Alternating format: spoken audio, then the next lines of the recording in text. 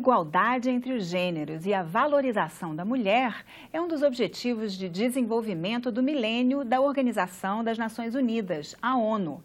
A nossa convidada de hoje é a embaixadora Isabel Cristina Azevedo Heivart, uma das 5 agraciadas pelo Senado com o diploma Berta Lutz em 2017. O prêmio é um reconhecimento pela contribuição na defesa dos direitos das mulheres e da equidade de gênero. Olá, embaixadora, seja bem-vinda aqui ao Cidadania. E eu começo perguntando, então, se a senhora acha que falta muito para alcançar esse objetivo de desenvolvimento. Bom, em primeiro lugar, gostaria de agradecer muito o convite para conversar sobre esse tema que me é particularmente muito caro. Eu acredito que há ainda um bom caminho a ser feito. E o próprio fato dos objetivos do milênio, que essa agenda que foi adotada no ano 2000, não ter sido alcançado todos os objetivos, alguns dos objetivos, entre eles o de igualdade de gênero e empoderamento da mulher, que o objetivo número 5 passou para a nova agenda de desenvolvimento sustentável. Isso significa que o quão, digamos, difícil é de se alcançar esses objetivos, mas, ao mesmo tempo, indica o quão esta é uma preocupação presente nos espíritos de todos os líderes mundiais, incluindo, naturalmente, o Brasil, que foi um dos grandes contribuintes para a Agenda de Desenvolvimento Sustentável. Então, acredito que o balanço final não pode ser, ele é médio, mas acredito que estamos fazendo progresso, sim, na compreensão de que a atuação da mulher, a inclusão social, econômica, educacional da mulher, a sua participação na sociedade, nos assuntos sociais, na política, é fundamental para se alcançar o desenvolvimento econômico e social de um país. A senhora hoje é embaixadora junto à Sérvia, mas antes disso foi durante 5 anos embaixadora na Etiópia, né, onde inclusive seu trabalho foi reconhecido pela própria ONU, né? Como foi essa experiência? Como foi esse trabalho em prol dos direitos das mulheres na Etiópia? Em primeiro lugar, uma questão que eu acho importante clarificar é que as pessoas às vezes me perguntam, mas seria esse posto onde eu servi, digamos, teria colocado, seria uma falta de oportunidade para desenvolver o assunto, ao contrário, porque a Etiópia é digamos, uma plataforma de ideias para todo o continente. Ela é conhecida como a capital política da África. E lá, além de você ter a União Africana, que congrega os 54 países africanos, você tem ainda a Comissão Econômica das Nações Unidas para a África, que é uma das maiores agências das Nações Unidas na África, e você tem centenas de outros atores que giram em torno de questões de desenvolvimento.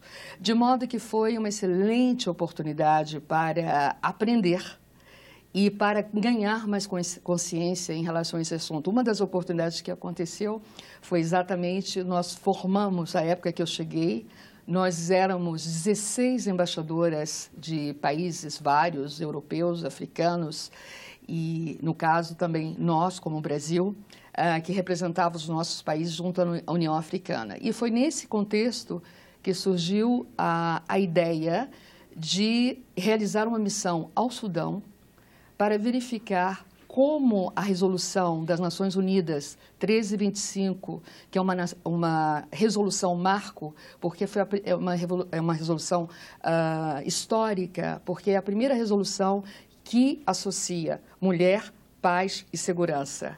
Então, no contexto da celebração do 10º aniversário dessa resolução, o grupo estava procurando uma maneira de marcar o evento.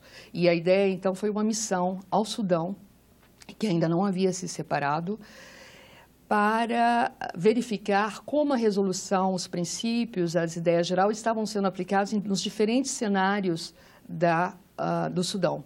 Esses cenários eram a própria capital, Khartoum, Darfur, no centro, e no sul, Juba.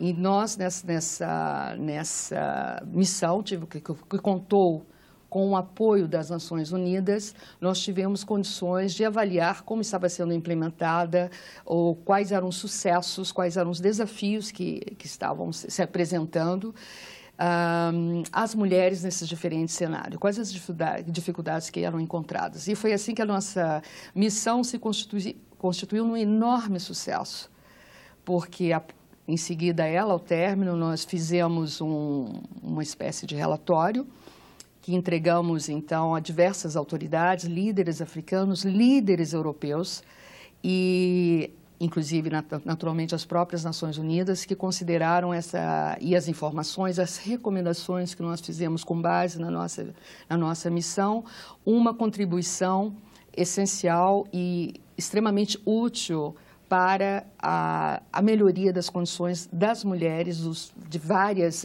treinamentos, e tanto para negociação como educação, preparação para o retorno para um quadro de paz, de preservação da paz. Então, várias situações, e isso foi levado para as Nações Unidas. E eu me orgulho muito de ter representado o Brasil nesse contexto, entre outras coisas, porque o próprio relatório do secretário-geral mencionou a nossa missão como tendo sido uma grande contribuição, e o nome do Brasil está lá como um dos parceiros dessa missão, que foi um grande sucesso. Depois foi também na abertura do tema na Assembleia Geral das Nações Unidas, naquele ano. A nossa missão, igualmente, foi lembrada como um modelo de contribuição para a resolução dos problemas que normalmente afligem as mulheres e as crianças num quadro de guerra. E a senhora já falou também sobre a vocação da mulher, a vocação feminina para a paz. Explica um pouco para a gente como é isso. Pois é, a experiência tem mostrado que a mulher tem uma preocupação muito maior do que, enfim, do que normalmente os homens na questão de obterem a paz, até porque elas são as maiores vítimas, junto com seus filhos. E a segurança delas está ameaçada, né?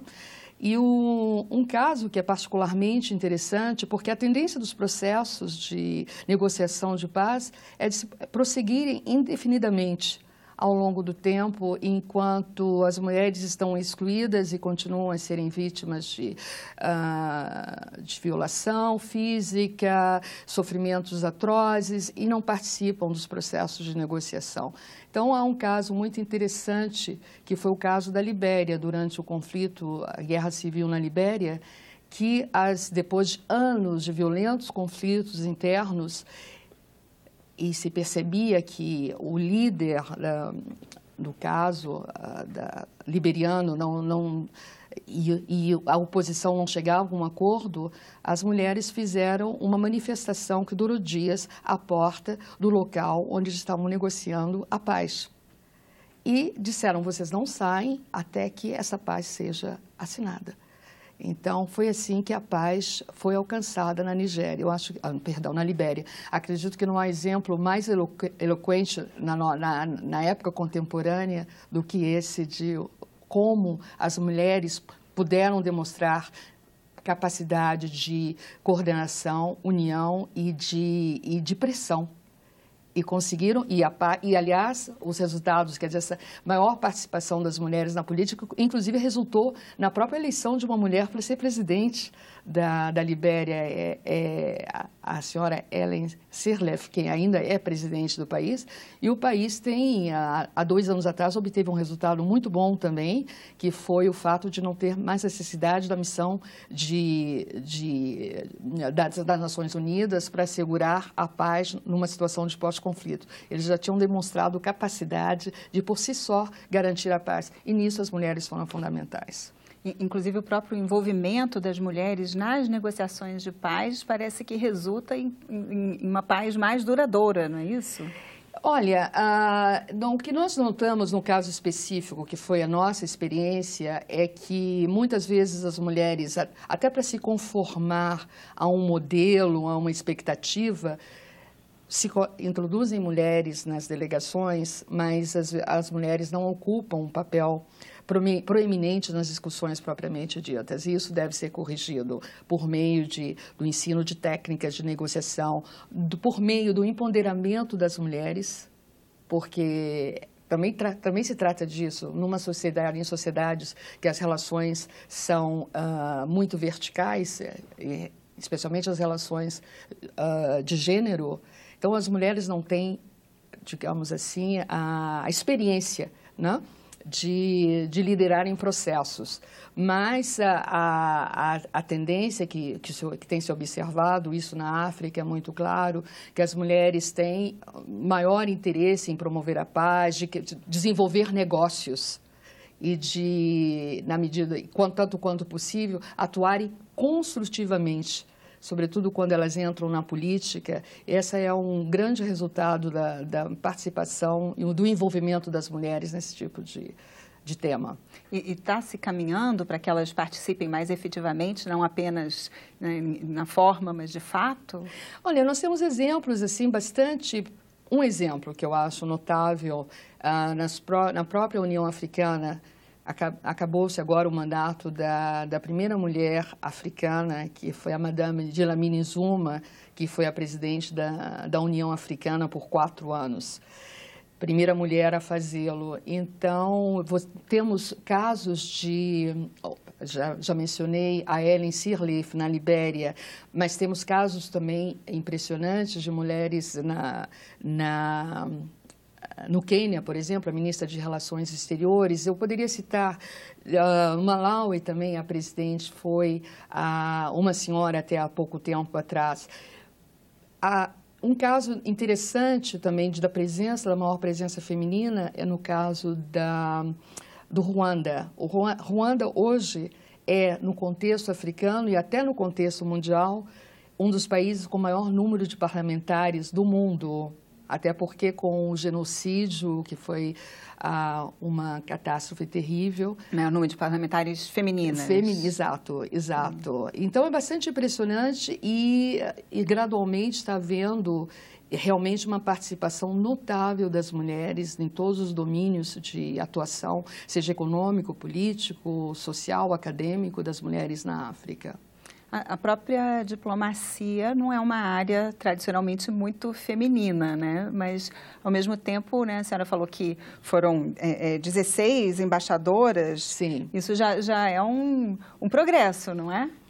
Foi realmente um momento, assim, nesse caso particularmente, bastante significativo. Houve essa coincidência, mas é verdade, voltando mais uma vez ao exemplo da União Africana, o número de colegas mulheres era bastante representativo. Eu acho que chegava a 30%, que já não acho que é bastante razoável. E havia um bom espírito de parceria e de trabalho que demonstrava, na minha visão e na visão dos colegas em geral, acredito, um bom espírito de cooperação e de abertura para a presença da mulher na diplomacia. E na diplomacia brasileira em geral, assim, não só na representação na África, assim, existe essa presença feminina, está crescendo, está aumentando? Eu acho que nós temos que, digamos, melhorar o número de mulheres nos postos mais altos da carreira, né? Nós temos, acredito, cerca de 15% de mulheres num quadro de um pouco mais de 1.200 diplomatas. Então, acredito que no mundo atual temos que elaborar políticas de sustentação profissional para que as mulheres avancem em condições de igualdade com os colegas. E na África, né, voltando, eu não sei a Etiópia especificamente, mas a gente sabe que existe uma tradição de matriarcado também africana, né? Isso no mundo moderno ainda está presente, ainda é perceptível, né, essa presença, essa liderança feminina? É curioso É interessante essa sua pergunta do matriarcado, porque naturalmente são sociedades onde também acho no Brasil, né, a figura da mãe é uma figura que tem uma ascendência muito grande, emocional, afetiva, de proteção mesmo, mas quando chega no espaço público, isso naturalmente não sempre se reflete no espaço público. E em relação à África, por exemplo, né, participei de discussões que eu achei interessantes, que as pessoas, mulheres, reclamavam no sentido de dizer, bom, todo mundo fala de pais fundadores da África, founding fathers, mas ninguém fala das mães fundadoras. Principalmente todo o processo de descolonização, a figura das mulheres que foram muito importantes, né, desaparece nesse processo todo. É uma narrativa masculina. Nos livros de história não tem muitas mulheres. Exato, né? E isso causa uma certa frustração, uma certa indignação, mas também o desejo, vamos corrigir isso, porque as mulheres se bateram junto aos seus... as suas comunidades, os seus maridos, as suas famílias, para mudar uma situação colonial. De modo que, sim, o matriarcado é forte, mas nem sempre isso se exprime, como eu já disse antes, no espaço público. Mas acho que é uma grande abertura para a discussão desse tema, que é muito importante. Isso, como eu lhe falei, a União Africana é uma placa de informação poderosíssima para todo o continente. Todas as ideias mais atualizadas em matéria de políticas de gênero, mas de um modo geral, políticas econômicas, no caso, políticas de gênero, empoderamento de mulheres e de meninas, tudo isso chega e tudo isso é passado do plano do organismo para os Estados-membros introduzirem isso nas suas políticas internas. E todos sabem que conseguir o aprimoramento, a educação das mulheres é fundamental para o desenvolvimento. Isso que é fascinante na África, que eu acho que as pessoas nem sempre se dão conta de que é um continente que está em profunda transformação, como a última linha do capitalismo no continente, do planeta. E eles têm essa consciência e estão muito engajados nessa transformação social que passa por atribuir papéis de relevância e de igualdade às mulheres no desenvolvimento social. E como a senhora compararia, né, assim, a África com a Europa, agora estando lá na Sérvia? Assim, qual comparação, como a senhora avalia, assim, quais as principais diferenças? Eu acho que a diferença é evidente porque não há os mesmos desafios de erradicação da pobreza ou de nível de desenvolvimento educacional e social que existe na África. Mas com relação à presença feminina. Assim, pois, né? Exato, mas existe assim, um esforço também, apesar desse grau de intensidade seja diferente na Europa, também na Sérvia, existe a preocupação com a melhoria dos salários, né? Existe a preocupação com a violência de gênero, somente que já parte de uma base mais, digamos assim, mais avançada em termos econômicos, sociais digamos assim, se eu tivesse que fazer um percentual de preocupação, eu acho que seria 70% 60% a 70% das energias na África hoje estão muito focadas para isso. Enquanto na Europa seria 30%, mas é um assunto, mas não tem a mesma centralidade que o assunto cobra e demanda na África. Muitos acham que já está resolvida essa questão? E as condições de vida são melhores, né? São bem mais favoráveis, há mecanismos de políticas sociais, públicas, etc., que, digamos assim, requisitam mesmo, dão mais segurança à mulher do que na África. Na África, as mulheres estão em situação de perigo de vida, você não pode segurança alimentar, segurança física, o nível de preocupação, o nível de importância de igualdade de gênero é diferente por conta das próprias coisas envolvidas no processo. É uma situação mais urgente. É mais urgente, imediata, é uma questão de poder alimentar a criança, poder vaciná-la, poder assegurar a sobrevivência dela, estar num campo de refugiados, são problemas, está entre diferentes forças em conflito. Isso, naturalmente, hoje, na Sérvia, particularmente, é um país que tem um bom desenvolvimento. Não digo que as pessoas continuam, as mulheres e os homens também, porque eu acho que é importante a gente colocar essa questão. Mulheres e homens juntos, e não adversários. É uma coisa estrutural, que todos devem trabalhar juntos para resolver. Então, está indo nesse caminho. Há uma cobrança também de uma maior presença de mulheres nas funções públicas. Na Sérvia, por sinal, noto com satisfação um número grande de mulheres que estão em pastas estratégicas, como a pasta de negociação do acesso da Sérvia à União Europeia, que digamos, é estratégico para o desenvolvimento do país, para o futuro político do país e tudo mais. E em funções, em pastas como finanças, que são pastas realmente fortes. A representante do parlamento, a presidente do parlamento, é também uma mulher, a segunda na linha de sucessão. Então, vejo assim como um ambiente muito, diria, favorável às mulheres, apesar de ainda haver reivindicações para que haja ainda realmente uma igualdade em todos os espaços sociais e políticos.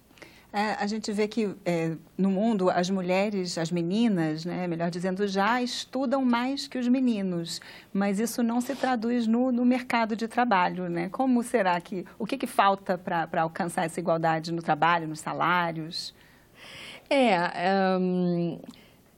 Eu acredito que seja ainda também um efeito, talvez, de uma cultura, né? Da cultura de que a mulher tem que se casar, ter filhos, e isso acaba funcionando com um elemento de atraso, né? Ou prejudica o progresso da mulher nas suas carreiras profissionais. Realmente eu não tenho uma resposta para isso. O que eu vejo um grande número de mulheres jovens que estão muito entusiasmadas com as suas carreiras. Eu não tenho notado, pelo menos no nível europeu, um particular problema nesse nível de acesso ao mercado de trabalho. Eu não tenho, mas não tenho seguido isso com profunda atenção. Que as mulheres estão tendo menos oportunidades no mercado de trabalho. O que é possível, como eu já disse, é que numa fase posterior, quando se impõe por força da cultura, o casamento, os filhos, aí sim eu acho que pode acontecer um problema no progresso profissional. O assunto é extenso, mas infelizmente nosso tempo acabou. Muito obrigada pela sua participação. Muito obrigada e espero que a gente tenha outra oportunidade de continuar a falar sobre isso. Com certeza. Obrigada. Se você quiser fazer uma sugestão, você pode ligar gratuitamente para 0800 61 22 11 ou mandar uma mensagem de WhatsApp para o número 999-661616. É só dizer que é para o programa Cidadania da TV Senado, que vai chegar até a gente. Se você quiser rever este aqui ou outros programas da nossa grade, acesse nosso site na internet. O endereço é senado.leg.br/TV. Obrigada pela companhia e até a próxima.